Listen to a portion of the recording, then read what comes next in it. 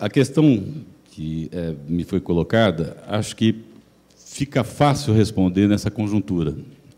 Ou seja, os próprios acontecimentos têm se encarregado, de certa forma, de aproximar as duas agendas, a agenda ambiental da agenda do trabalho decente.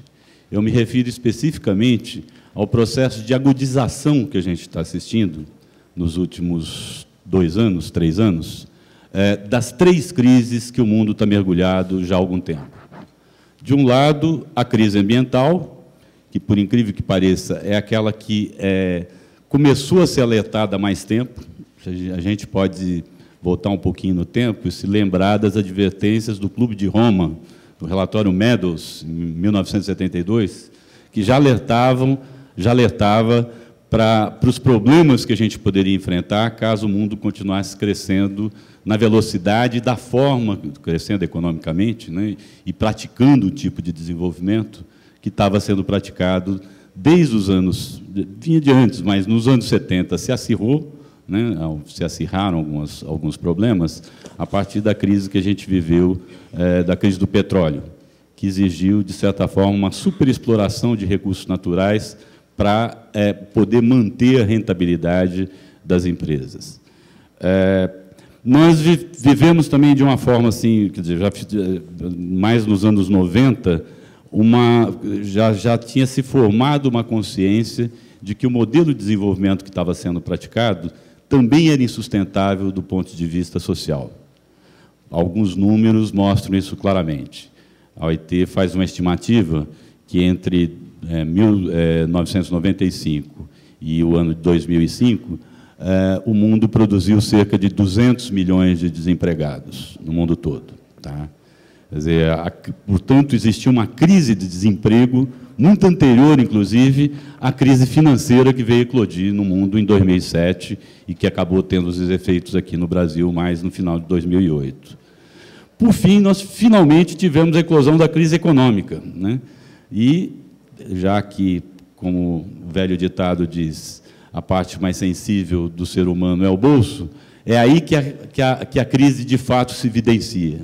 Exatamente porque aí se torna transparente a insustentabilidade do modelo de desenvolvimento que estava sendo praticado já há algum tempo no mundo. O que caracterizava, essencialmente, esse modelo de desenvolvimento do ponto de vista estritamente econômico? O predomínio da especulação financeira sobre as atividades produtivas, um processo de desvalorização do trabalho enquanto produtor de riquezas, tá? Que se refletia, portanto, em altos níveis de desemprego, e, mais do que nos níveis de desemprego, se refletia também na precarização dos empregos existentes.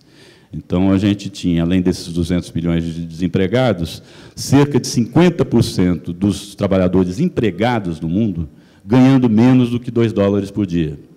E cerca de 40% desses 50% ganhando menos de $1 por dia, o que caracteriza a linha de extrema pobreza que é assumida pelos organismos da ONU. Mas foi exatamente a crise econômica que acho que deixou a nu, né, realmente a insustentabilidade desse modelo. Quer dizer, já nem do ponto de vista econômico esse modelo era mais sustentável. Tá? E isso acho que acabou provocando uma aproximação entre as agendas, na medida em que, para a própria superação da crise, se colocou na ordem do dia a necessidade de, primeiro, se promover políticas anticíclicas, ou seja, ao invés de pisar no freio, como sempre se fazia, no sentido de cortar gastos, de cortar investimentos e tudo mais, todos os organismos econômicos multilaterais, todas as instituições financeiras de peso que você tinha no mundo, recomendaram o contrário, promover políticas anticíclicas, ou seja, investimentos em larga escala, exatamente para manter a atividade econômica e com isso, tentar manter minimamente o nível de emprego que existia na economia, ou pelo menos evitar quedas muito bruscas. E aí que se coloca na ordem do dia a necessidade, então, de se fazer investimentos, e se fazer investimentos pensando em resolver de uma forma um pouco mais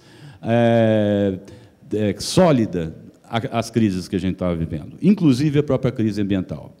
Quer dizer, a consciência simultânea, né, da crise social, da crise ambiental e, finalmente, da crise econômica, coloca na ordem do dia uma palavra de ordem para as economias de diversos países. Primeiro, a transição rumo a uma economia de baixas emissões de carbono.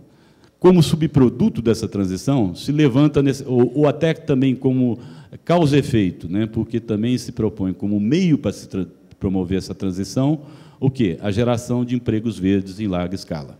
Tá? Investimentos numa economia verde em setores altamente emissores de carbono, que poderiam estar sendo substituídos, né, ou seja, através da mudança das fontes energéticas, da mudança dos padrões de produção e, inclusive, da mudança dos padrões de consumo. Né? E isso fez com que diversos países ao longo do mundo colocassem os empregos verdes no centro dos seus pacotes de recuperação da crise. O exemplo mais claro nesse sentido é o exemplo da Coreia. Cerca de 70% dos investimentos que a Coreia do Sul, fez para sair da crise, para gerar atividade econômica, foram dirigidos para atividades verdes, entre aspas, sobretudo para a recuperação dos mananciais hídricos, que naquele país estavam num estado lastimável. Isso mostrava claramente a insustentabilidade do modelo de desenvolvimento que estava sendo praticado lá. Mas outros países, como o próprio Estados Unidos, o próprio presidente Obama fez a sua campanha em cima da geração de 500... Inicialmente eram 500 mil empregos, passaram depois para 2 milhões de empregos na área de energias renováveis e reforma de edifícios. Outros países, como a China, cerca de 20% do total de investimentos que foram feitos, já vinham sendo feitos na economia chinesa, estavam direcionadas para atividades, sobretudo para a substituição das fontes de energia fóssil por energias renováveis. No caso da China, infelizmente, eles não têm etanol, então eólica e solar, principalmente.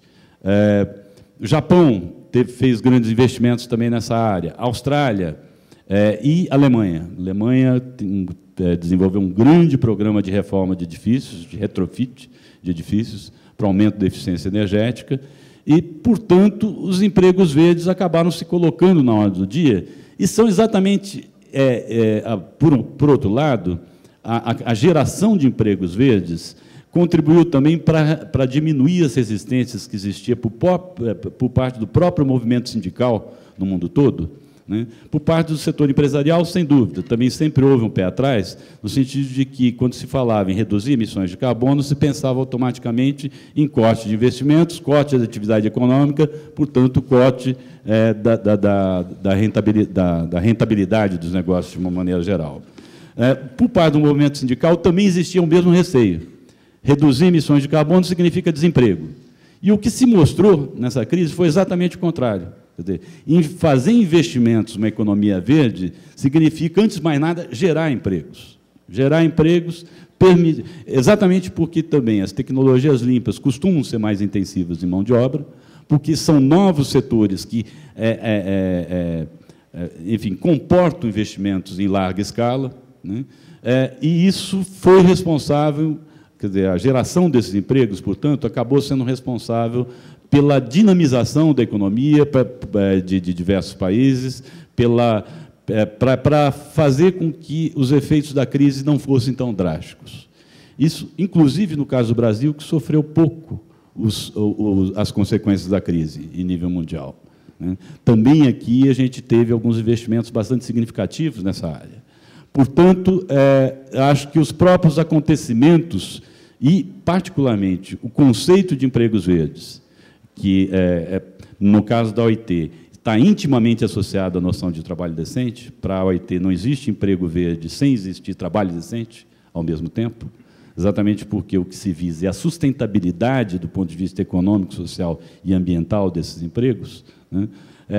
O próprio conceito de empregos verdes, de certa forma, se encarregou de fazer a aproximação entre essas duas agendas.